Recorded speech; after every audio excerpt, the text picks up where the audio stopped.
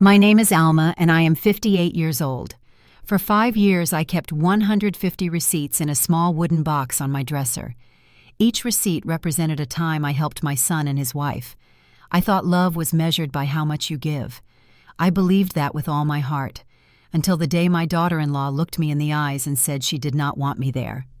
Before we begin, let me know where you are watching from today.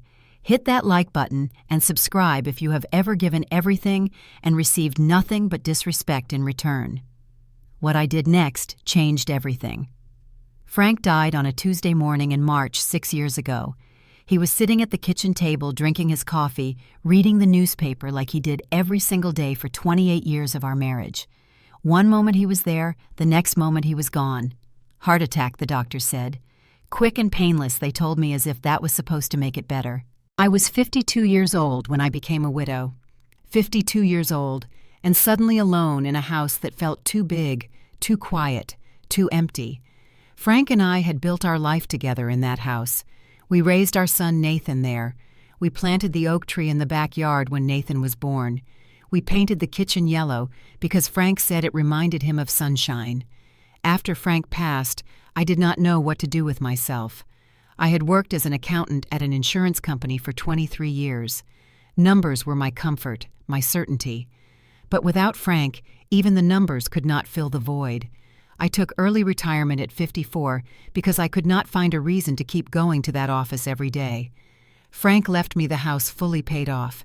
He also left me a savings account with about $300,000. We had been careful with money our whole lives. We did not take fancy vacations or buy expensive cars. We saved for a rainy day. I just never imagined the rainy day would come without him beside me. The only light in my darkness was Nathan, my boy, my only child. He called me every Sunday after Frank died. He came over for dinner at least once a month. He reminded me that I still had something to live for. And then 3 years later, he gave me Ethan, my grandson, my reason to smile again. Nathan met Christina 7 years ago at a company party. He worked as a software engineer, quiet and steady like his father. Christina worked at an advertising agency, all sharp edges and bright lipstick. She was beautiful, I will give her that. Tall, blonde, confident in a way that made you notice her the moment she walked into a room. The first time Nathan brought her home to meet me, I tried so hard to like her. I made her favorite meal after asking Nathan what she preferred. I set the table with my good china, the set my mother gave me on my wedding day. Christina smiled politely, complimented the food, but there was something in her eyes, a distance, a coolness that never quite went away. I told myself I was imagining things. I told myself she was just nervous meeting her boyfriend's mother. I told myself it would get better with time. Their wedding was 5 years ago. Christina wanted a grand affair at the Rosewood Country Club, the most expensive venue in town. Her parents contributed what they could, but it was not enough for Christina's vision. Nathan called me embarrassed, asking if I could help. I gave them $40,000 without hesitation. That was almost 15% of everything Frank and I had saved over a lifetime. But Nathan was my son. His happiness was worth more than money to me. 6 months after the wedding, they decided to buy a house, a beautiful 4-bedroom home in the new development on the north side of town. The down payment was $80,000. Nathan called again, his voice heavy with shame. Christina loves this house, Mom. She has her heart set on it. Can you help us out? We will pay you back, I promise. I transferred the money the next day. Christina sent me a text message that said, "Got it. Thanks." 2 words. No phone call. No visit, just 2 words. That was when I started keeping receipts. I did not keep them because I wanted my money back. I kept them because I was an accountant, and accountants document everything. It was habit, nothing more. At least that is what I told myself. The receipts piled up over the years. $3,000 for a new sofa when Christina said the old one did not match their decor. $5,000 when their car needed repairs. $8,000 when they maxed out a credit card and needed help paying it off. When Ethan was born 4 years ago, their insurance did not cover everything. I paid $12,000 for the hospital bills. Christina never even thanked me in person. Nathan sent me a card with Ethan's footprints on it. That was something at least. Then came the monthly expenses. preschool tuition because Christina insisted on the best private school in the city, clothes for Ethan, toys for Ethan, birthday parties for Ethan. I paid for all of it, happily, willingly, because I loved that little boy more than I loved my own life. One night about a year ago, I sat down and counted all the receipts, 150 of them. I added up the numbers, my hands steady from years of practice. The total came to $217,000. I stared at that number for a long time. $217,000. More than 2/3 of everything Frank and I had saved, gone given to my son and his wife over 5 short years. I closed the box and put it back on my dresser. I told myself it did not matter. Money was just money. Family was what counted. I had no idea how wrong I was. Ethan turned 3 last year, and Christina threw him a birthday party at their house. She invited all her friends from the agency, their children running around the backyard in matching outfits. Susan, Christina's mother, was there too, sitting in a place of honor by the cake table.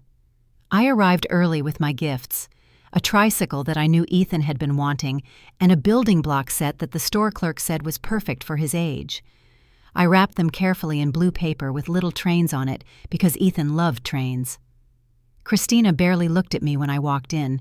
She was busy arranging flowers, directing her friends on where to put the decorations.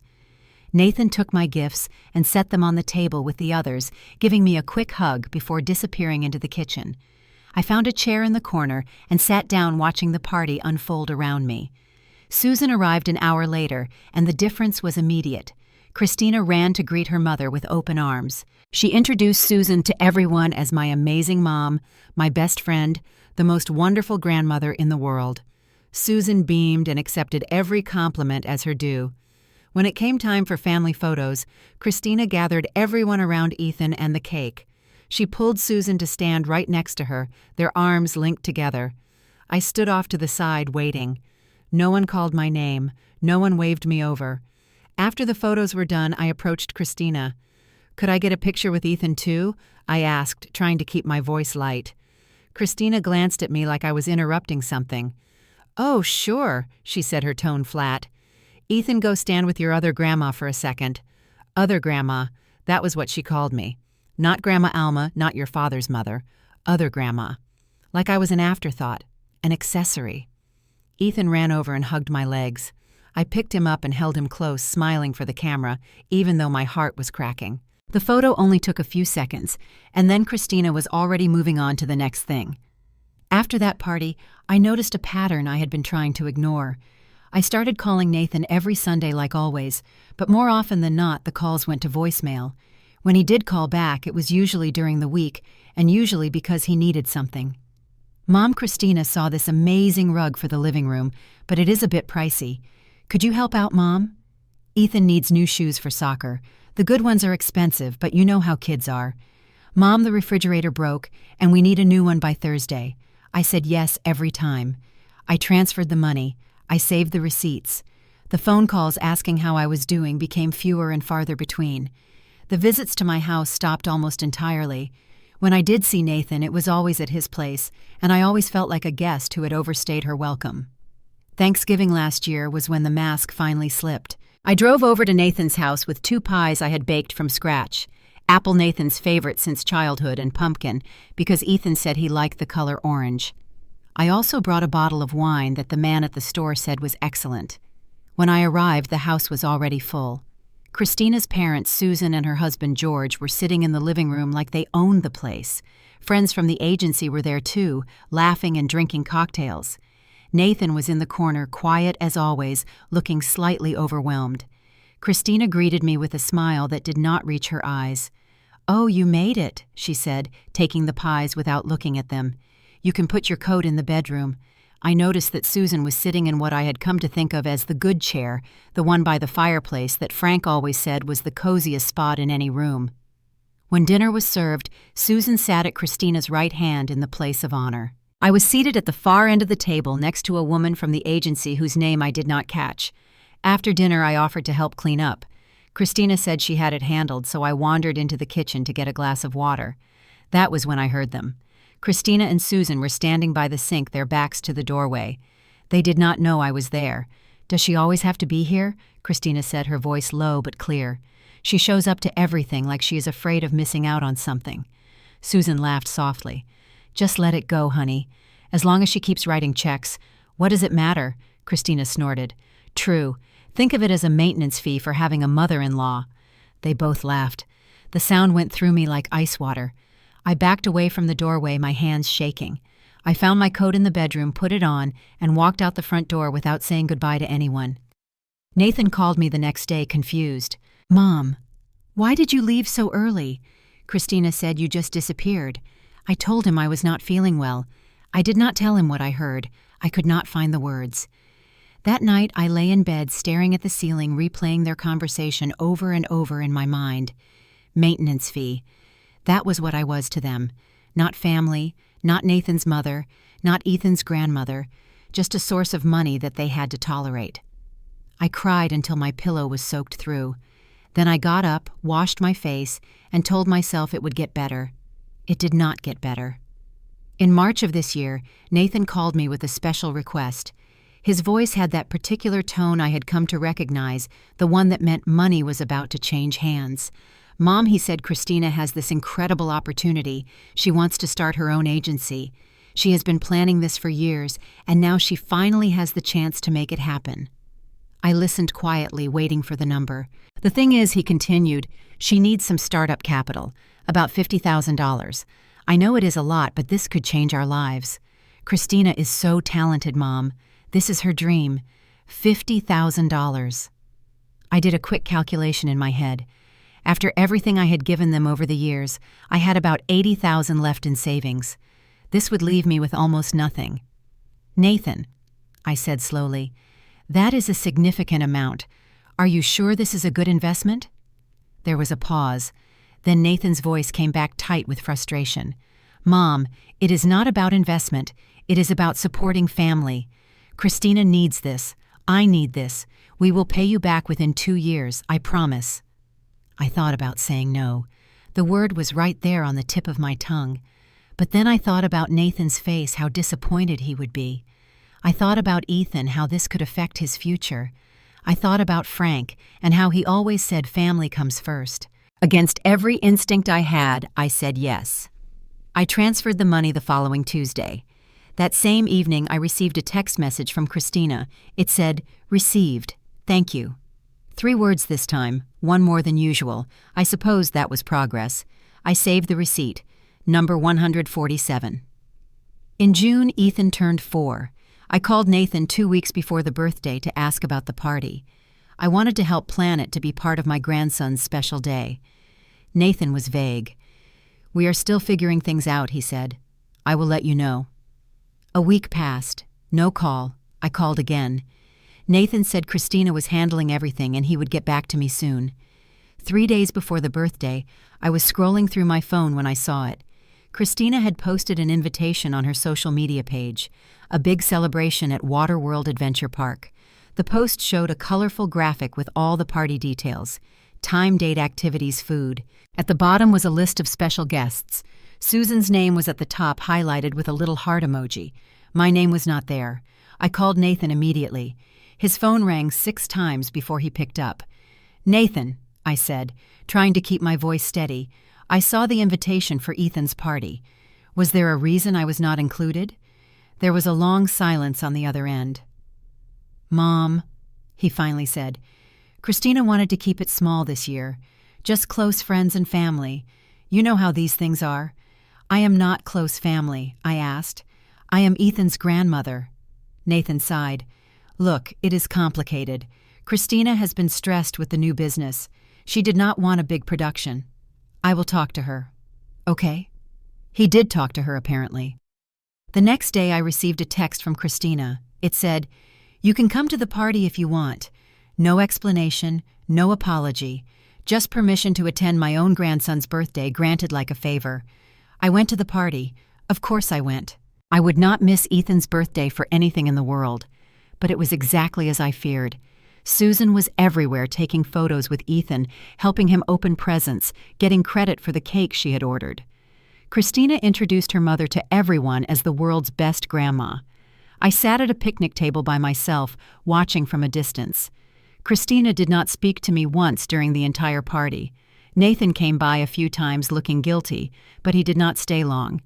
When I hugged Ethan goodbye, he clung to my neck and said, "I love you, Grandma." It was the only moment of warmth I felt all day. A week after the party, I met my friend Margaret for coffee. Margaret and I had worked together at the insurance company for 15 years. She was sharp practical, and she never held back her opinions. I told her everything: the party, the receipts, the conversation I overheard at Thanksgiving.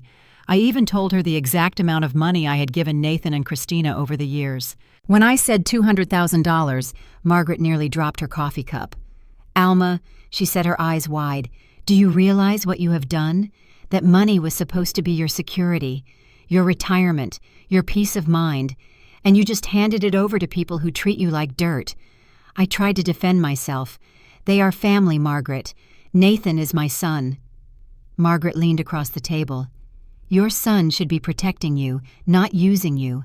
And that wife of his, she sees you as nothing but a bank account. When are you going to wake up?"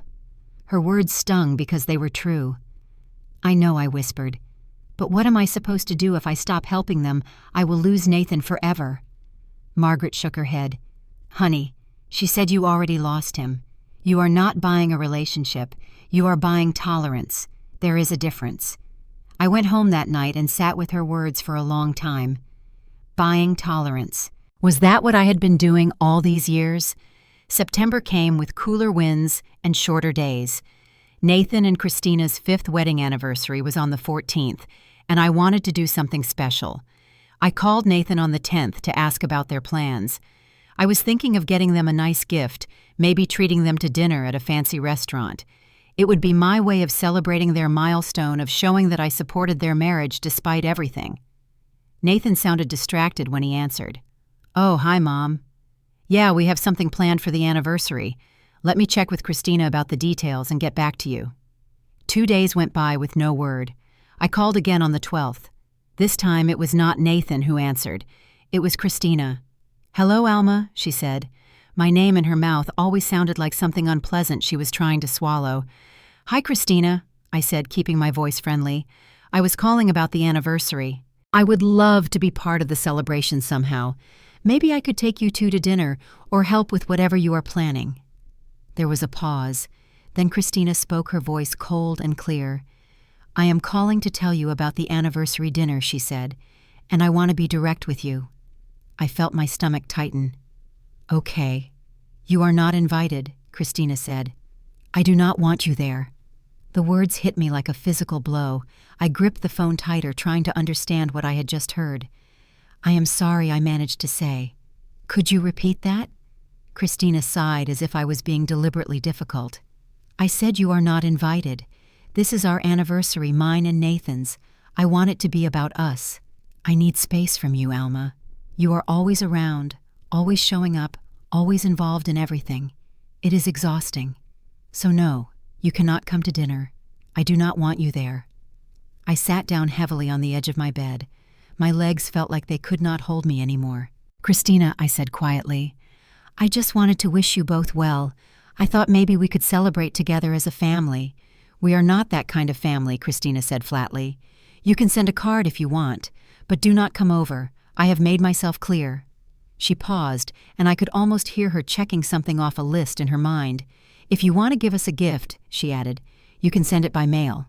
Nathan likes those nice leather wallets, the ones from that designer store downtown. That would be appropriate."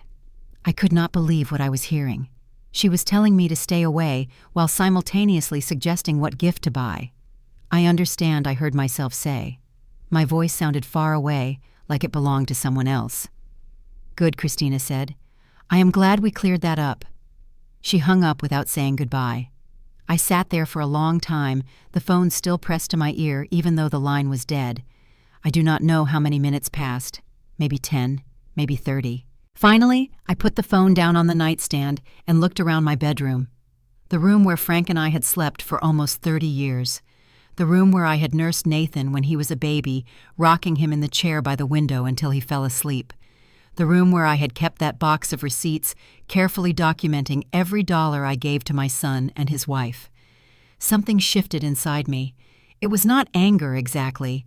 It was more like clarity, like a fog lifting from my mind, revealing a landscape I had refused to see. I walked over to my dresser and picked up the wooden box. It was heavier than it looked, stuffed with 5 years of receipts, 5 years of giving, 5 years of hoping that my generosity would earn me a place in their lives. I sat down on the bed and opened the box. 150 receipts. I pulled them out one by one, looking at the dates, the amounts, the items. Sofa, car repair, credit card debt, hospital bills, preschool tuition, birthday presents, the $50,000 for Christina's dream business, $200,000 and more. And what did I have to show for it? I do not want you there. I picked up the first receipt, the one for the sofa, $3,000. I looked at it for a moment, remembering how Christina had barely thanked me for it. Then I tore it in half. The sound of the paper ripping was surprisingly satisfying. I picked up the next receipt, $5,000 for car repairs. I tore that one too. One by one, I went through the entire box. Each receipt got the same treatment. A long look, a moment of memory, and then the clean sound of paper being destroyed. It took me almost 2 hours to finish. By the end, my fingers were tired and my floor was covered in confetti. I gathered up all the pieces and put them in a trash bag. $200,000 worth of evidence reduced to scraps. Then I did something I had never done in 5 years. I turned off my phone. No message to Nathan explaining what happened. No angry text to Christina demanding an apology. No plea for understanding or reconciliation. Just silence. I tied up the trash bag and took it outside to the bin. The night air was cool on my face and the stars were bright overhead. I stood in my driveway for a few minutes, breathing deeply, feeling something I had not felt in a very long time. Freedom. I was not free from the pain. That would take longer to heal. But I was free from the desperate need to be wanted by people who did not value me. I was free from the endless cycle of giving and being taken for granted. For the first time in 5 years, I was choosing myself. I went back inside, made myself a cup of tea, and sat in Frank's favorite chair by the window. Tomorrow would bring questions and complications. Nathan would wonder why I was not answering. Christina would probably be annoyed that I had not sent the wallet she requested. But tonight, I was at peace. The first week of silence was strange. I kept my phone off for 3 days. When I finally turned it back on, there were 7 missed calls from Nathan and a handful of text messages. "Mom, where are you? Mom, call me back. Mom, this is not funny. Are you okay?" I read each message without responding. There was nothing that required an immediate answer. No emergency, just confusion that I was not behaving the way I always had.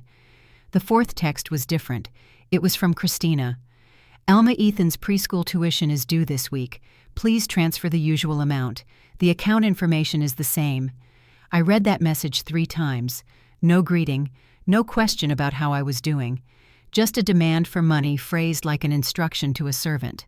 I deleted the message. The phone rang on day 5. Nathan. I let it go to voicemail. A few hours later, my doorbell rang. I looked through the peephole and saw Nathan standing on my porch. He looked worried, which gave me a small sense of satisfaction that I immediately felt guilty about. I opened the door. "Mom," Nathan said, stepping forward like he wanted to hug me. "Why have you not been answering your phone?" Christina said. "You were not responding to her messages either." We were getting worried. I stood in the doorway, not inviting him in.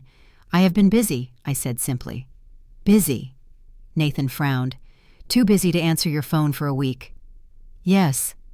He stared at me like he did not recognize the woman standing in front of him. "Mom, what is going on?" I looked at my son. 33 years old, but in that moment he looked like the little boy who used to run to me whenever something went wrong. I felt a wave of love for him followed immediately by a wave of sadness. "Why are you here, Nathan?" He shifted uncomfortably. "Well, I wanted to check on you." And also Christina mentioned that Ethan's tuition payment did not go through. She thought maybe there was an issue with the transfer. There it was, the real reason for the visit. Not concern for my well-being, not a desire to reconnect. Money. "There is no issue," I said. "I did not send the payment." Nathan blinked. "What? Why not?" "Because I am not paying for it anymore. You and Christina can handle Ethan's tuition from now on." The look on Nathan's face would have been comical in different circumstances. His mouth actually fell open. "Mom," he said slowly, "we count on that payment. We have our budget planned around it. You cannot just stop without warning." "I can," I said. "And I am." Nathan ran a hand through his hair, a gesture of frustration he had inherited from his father. "I do not understand. Did something happen? Are you mad at us?" I considered my answer carefully. "Your wife told me I was not welcome at your anniversary dinner. She said she did not want me there. She said she needed space from me. So I am giving her space." Nathan's face went pale. "Mom, Christina did not mean it like that. She was just stressed about the party planning. You know how she gets." "I know exactly how she gets," I said. "I have known for 5 years. I have just been pretending otherwise." We stood there in silence for a moment. "Mom," Nathan said finally, his voice smaller than before, "I did not know she said those things to you. I swear I did not know." I looked at my son and saw the truth in his eyes. Maybe he did not know the exact words Christina used, but he knew how she treated me. He had seen it at the birthday party at Thanksgiving, at every family gathering for the past 5 years. He had chosen not to see it because seeing it would have required him to do something about it. "You knew enough," I said quietly. "You just did not want to deal with it." Nathan did not have an answer for that. "I love you, Nathan," I continued. "I will always love you. You are my son. But I am done being treated like an ATM with legs. I am done giving and being made to feel like I am the problem. Christina got what she wanted. She wanted space from me, and now she has it." Nathan stood on my porch for another minute, looking lost. Then he mumbled something about calling me later and walked back to his car. I closed the door and leaned against it, my heart pounding. It was done. The first confrontation was over. I did not know what would come next, but I knew one thing for certain: I was not going back to the way things were. 3 weeks later, I learned that Christina's business was in trouble. Margaret told me. She had heard it through a friend of a friend who worked in the same industry. Apparently, Christina's main partner had pulled out of the venture, taking a significant chunk of the funding with him. The agency was hemorrhaging money, and they were scrambling to stay afloat. My phone rang the next day. "Nathan." This time I answered. "Mom." Nathan said, his voice urgent. "I need to talk to you about something important." "I am listening." "Christina's business is in trouble. We need help. $30,000 would get us through this rough patch and give her time to find new investors." I let the silence stretch out. "Mom, are you there?" "I am here," I said. "I am just trying to understand something. You are asking me for $30,000 after your wife told me she did not want me in her life." Nathan sighed. "Mom, that is not fair. This is an emergency. We could lose everything. You have already received $50,000 from me for this business, Nathan. What happened to that money?" "It went to operating costs," Nathan said defensively. "Salaries, rent, equipment. Business expenses add up fast. And now you want more. We will pay you back." He said the words sounding hollow even as he spoke them.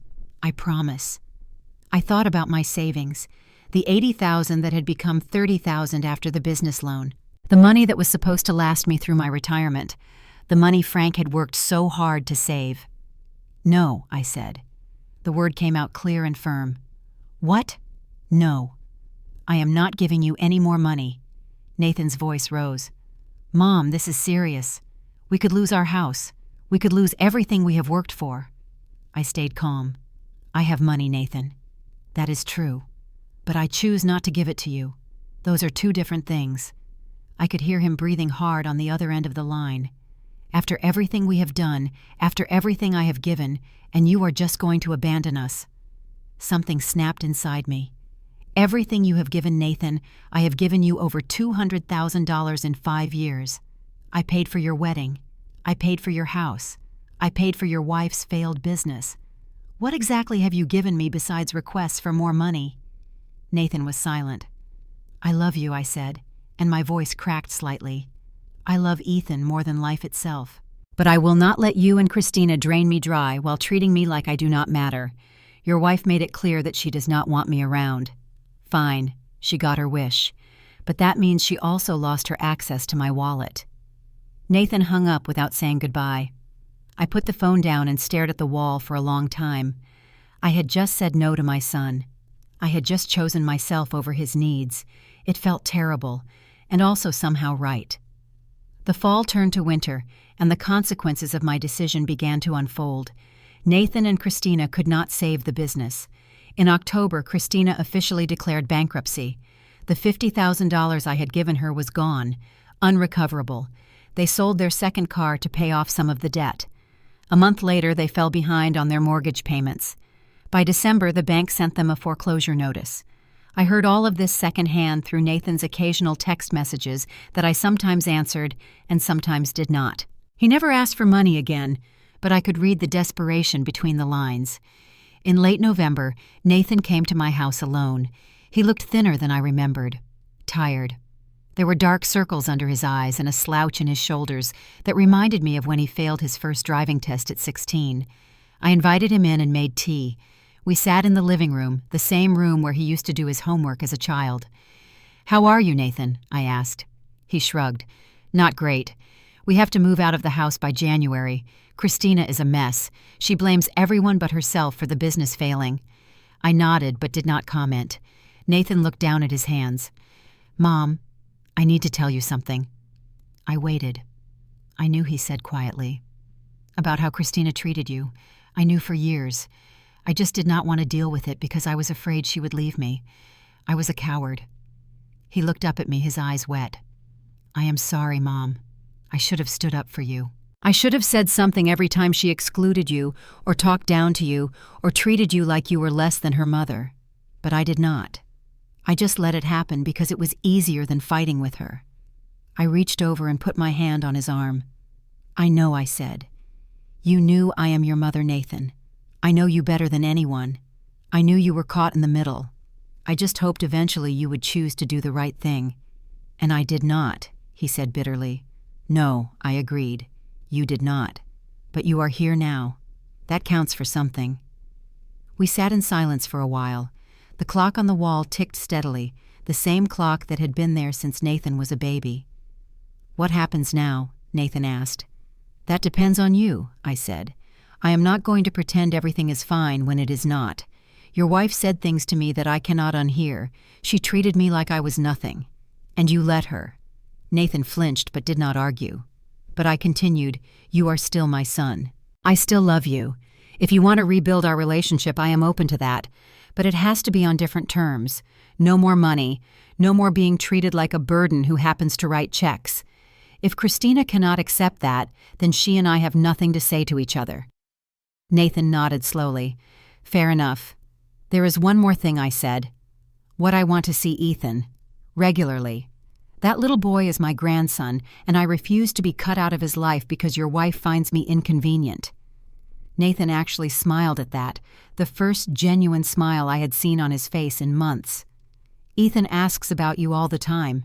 He misses you. I miss him too." A week later, Nathan came by with Ethan. Christina was not with them, and I did not ask where she was. Ethan ran into my arms the moment he saw me, his little body warm and wriggling with excitement. "Grandma," he shouted, "I missed you so much." I held him tight, breathing in the smell of his shampoo and trying not to cry. "I missed you too, baby. More than you know." We spent the afternoon baking cookies together, the same recipe I used to make with Nathan when he was small. Ethan got flour everywhere and ate more chocolate chips than he put in the batter, but I did not care. For those few hours, everything felt right. Before they left, Nathan pulled me aside. "Christina wants to talk to you," he said. "She asked if she could come by sometime." I considered this. "What does she want to talk about?" Nathan shrugged. "I do not know exactly. I think she wants to apologize, or at least explain herself." I thought about it for a moment. "She can come," I said finally. "But I'm not going to pretend everything is fine. If she comes here expecting me to fall all over myself to make her comfortable, she will be disappointed." Nathan nodded. "I will tell her." The following week, Christina appeared at my door. She looked different from the last time I had seen her, smaller somehow, less polished. Her designer clothes had been replaced by simple jeans and a sweater, and her hair was pulled back in a plain ponytail. "Thank you for seeing me," she said stiffly. I stepped aside and let her in. We sat in the living room, the same room where Nathan and I had talked. I did not offer her tea. Christina fidgeted with her hands, looking everywhere except at me. "I want to apologize," she finally said, "for what I said on the phone, about not wanting you at the dinner. That was wrong." I waited. An apology was just words. I wanted to see what was behind them. "The thing is," Christina continued, "I was stressed about the business. I was taking it out on everyone, and you were an easy target because you were always there, always around. I know that is not an excuse. It is not." I agreed. She looked at me then, and I saw something I had never seen in her eyes before. Fear. We lost everything she said. The business, the house, our savings. Everything I worked for is gone. And now I have to face the fact that I pushed away the one person who actually tried to help us. "You did not push me away, Christina. You kicked me out. There is a difference." She winced. "I know." I leaned forward. "Let me be clear about something, Christina. I am not going to give you money. That chapter is closed. If you are here because you think apologizing will open my wallet again, you are wasting both our time." Christina shook her head quickly. "That is not why I am here. Nathan and I have already accepted that we need to figure things out on our own. We are moving into a small apartment next month. I am looking for a job. We will manage." "Then why are you here?" She took a deep breath. "Because Nathan loves you. Because Ethan adores you. And because I realize that by shutting you out, I hurt my family more than I hurt you. I do not expect you to forgive me overnight. I do not expect us to be best friends. But I wanted you to know that I see what I did wrong. And I am sorry." I studied her face for a long time. She looked tired, defeated, human. I did not forgive her in that moment. Forgiveness was not something I could grant so easily after years of being dismissed and devalued. But I saw that she was trying, and that was more than I had expected. "Thank you for saying that," I said finally. "It does not fix everything, but it is a start." Christina nodded, looking relieved. "I have conditions," I continued. "If we are going to move forward, things need to change. I will not tolerate being treated as less than. I will not compete with Susan for a place in Ethan's life. I expect to be included in family events, not as an afterthought, but as a welcome member of the family. Can you do that?" Christina hesitated, then nodded again. "I can try. Trying is not enough. I need commitment." She met my eyes. "I commit to treating you with respect, Alma. I commit to making sure you have a real place in our family." I held her gaze for a long moment. "Okay," I said. "Then we will see how it goes." The months that followed were not easy. Nathan and Christina moved into a small 2-bedroom apartment across town. Christina found a job at a local advertising firm entry level, a far cry from the executive position she had dreamed of. Nathan picked up extra freelance projects to help make ends meet. I did not give them money, not once, and they did not ask. What I did give them was my time. I watched Ethan one afternoon a week so Christina could work late without paying for extended childcare. I brought groceries, sometimes practical things like bread and milk and vegetables, always casual, never making a big deal of it. Slowly, something began to change. Christina started including me in family dinners. Real dinners where I sat at the table with everyone else, not in the corner like an unwanted guest. She asked my opinion on things, sometimes like what color to paint Ethan's new room or what school he should attend next year. It was not perfect. There were awkward moments, uncomfortable silences, times when old resentments bubbled up and had to be pushed back down. But we were trying, all of us. I found other ways to fill my time, too. I joined a book club at the local library. Every Thursday evening, I met with a group of women my age to discuss novels and share stories. I made friends there, real friends who liked me for who I was, not for what I could give them. I reconnected with my sister Gloria. She flew out from Arizona for a week in the spring, and we talked for hours about everything we had missed in each other's lives. I flew to visit her in the summer and spent 2 weeks hiking in the desert, something I never thought I would do at 58. I started painting. Watercolors mostly, landscapes and flowers and whatever caught my eye. I was not very good at it, but that was not the point. The point was doing something just for myself with no expectation of praise or gratitude. 1 year after that terrible phone call from Christina, Thanksgiving came around again. Nathan called me a week before the holiday. "Mom," he said, "we are having a small dinner at our apartment, just us and Ethan. We would really like you to come." "No?" Susan, I asked before I could stop myself. Nathan laughed softly. "No, Susan. Just family. The real family." I said yes. The apartment was small but cozy. Christina had decorated it with autumn leaves and orange candles. The table was set for 4, and this time my place was right next to Ethan. Christina greeted me at the door with a hug. It was brief and a little stiff, but it was a hug, the first one she had ever given me voluntarily. "Thank you for coming," she said. "It means a lot to us." The dinner was simple: turkey, mashed potatoes, green beans, cranberry sauce from a can. Nothing fancy, nothing like the elaborate spreads Christina used to insist on. It was perfect. Ethan chattered throughout the meal about his kindergarten class, his new best friend, the dog he wanted for Christmas. I listened to every word like it was the most important thing I had ever heard. After dinner, while Nathan and Christina cleaned up, I sat with Ethan on the couch and read him a story. He fell asleep halfway through, his head resting on my shoulder, his small hand clutching my sleeve. I looked down at my grandson and felt something I thought I had lost forever: hope. Nathan came over and sat beside us, looking at his sleeping son. "Thank you, Mom," he said quietly. "For what?" "For not giving up on us. For giving us another chance. I know we did not deserve it." I reached over and squeezed his hand. "You are my son. I would go through fire for you. I just had to learn that going through fire did not mean letting myself get burned." He nodded, his eyes wet. "I understand now," he said. "I really do." We sat together in this quiet apartment, the 3 of us, plus Christina humming in the kitchen, and for the first time in a very long time, I felt like I belonged. 150 receipts, $200,000, years of giving and hoping and being disappointed. All of that led me here. I learned that love cannot be bought. I learned that respect has to be earned. I learned that setting boundaries is not selfish, it is survival. I learned that sometimes the people you love the most can hurt you the worst, and that does not mean you have to stop loving them. It just means you have to love yourself enough to demand better.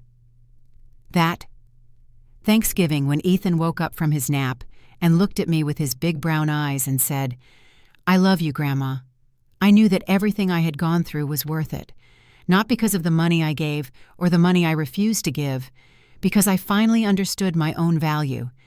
And no receipt in the world could put a price on that. If you have ever felt taken for granted by your own family, if you have ever given everything and received nothing but disrespect in return, I want to hear your story. Leave a comment below and tell me what you would have done in my situation. Would you have kept those receipts? Would you have torn them up like I did? If this story touched your heart, please hit that like button.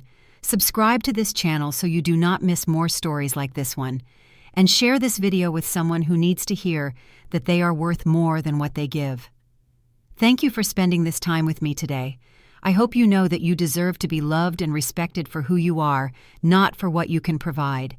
Take care of yourself. You are worth it.